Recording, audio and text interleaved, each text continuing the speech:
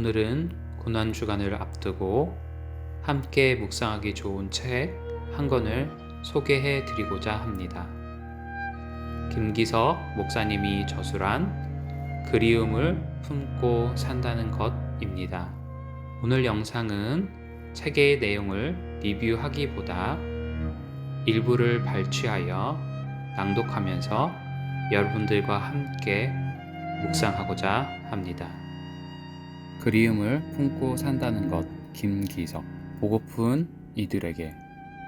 주님 안에서 순례자로 살아가는 여러분, 주님의 평안을 빕니다. 사순절이 깊어가고 있습니다. 코로나19가 우리 삶에 폭풍처럼 닥쳐올 때만 해도 두어 주만 지나면 우리가 다시 만나 주님께 예배할 수 있으리라 생각했습니다. 그러나 아직도 상황은 극복되지 않고 있습니다. 날마다 교회 마당가에 심긴 매화나무를 살피며 무심한 시간의 흔적을 더듬고 있습니다. 꽃망울이 번그러질 무렵부터 꽃잎이 속절없이 떨어지기 시작하는 지금까지 꽤 긴 시간을 우리는 헤어져 지내야 했습니다. 유정한 인간은 속이 타는데 자연은 무심하게 제 본연의 시간을 살고 있습니다. 가끔 예배당은 물론 교회 곳곳에 무심히 눈길을 줄 때가 있습니다.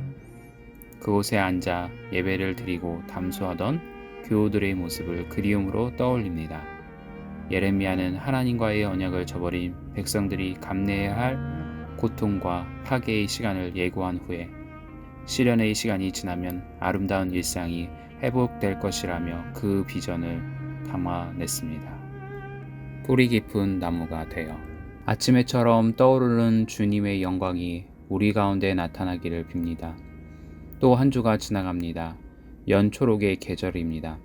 연초록부터 짙은 초록에 이르기까지 마치 생명의 현시인 듯 번져가는 나뭇잎들이 장관입니다.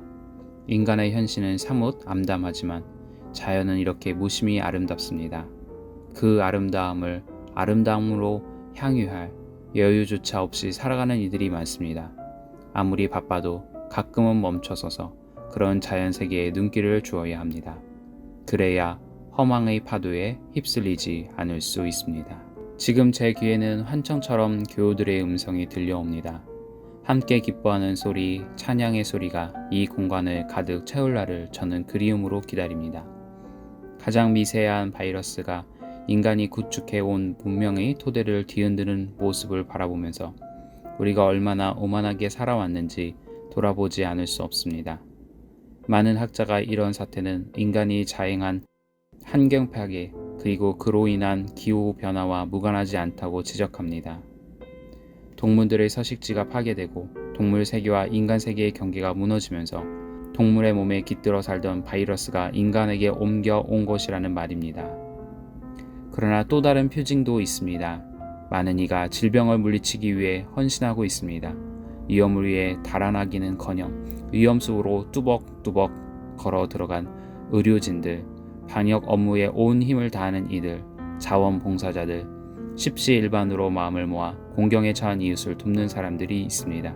그들은 여전히 인간이 꽃보다 아름답다는 사실을 가리키는 분들입니다.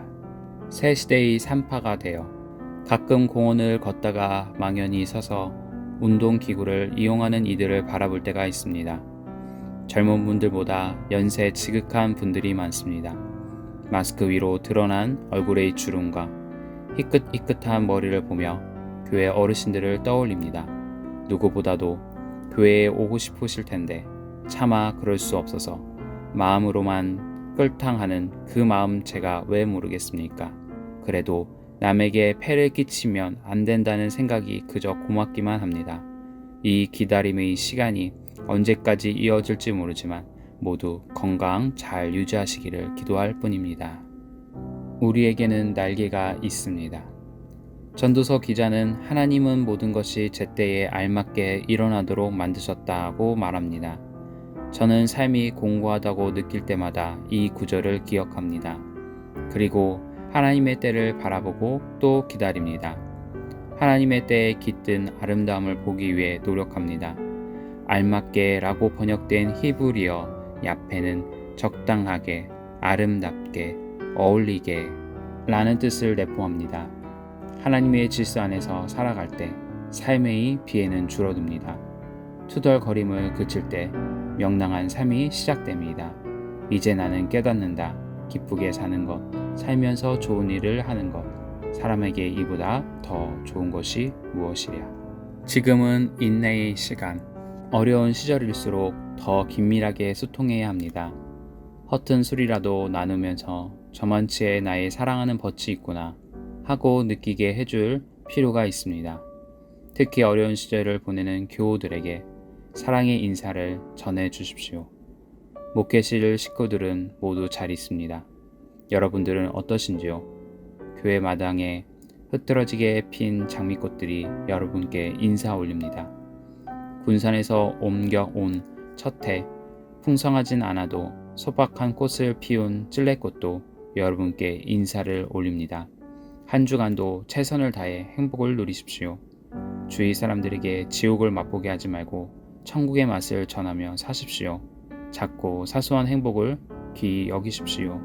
바야흐로 소만 절기가 다가옵니다. 여러분 모두를 주님의 은혜 안에 맡깁니다.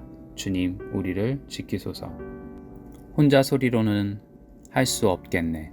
그리스도인이 되기를 원한다라는 말은 단순히 교회에 적을 둔 교훈이 된다는 말이 아닙니다. 복잡하고 모호한 삶의 순간마다 그리스도의 마음으로 세상을 바라보고 그리스도의 손과 발이 되기를 구한다는 말일 겁니다. 웨슬리는 그런 삶이 주는 유익을 계산하지 않았습니다. 계산하는 마음은 이미 믿음이 아니기 때문입니다. 그리스도인이 되는 일이라면 그는 무엇이라도 할 각오가 되어 있었고 어디든지 갈 수 있었습니다. 복음에 대한 그의 열정을 당시 영국 교회는 부담스러워했습니다. 그래서 교구에서 사람들을 가르치고 선포하는 것을 금지했습니다.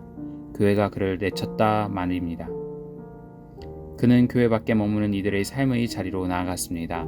광부와 수공업자와 상인들이 사는 삶의 자리에 찾아가 복음을 전했습니다.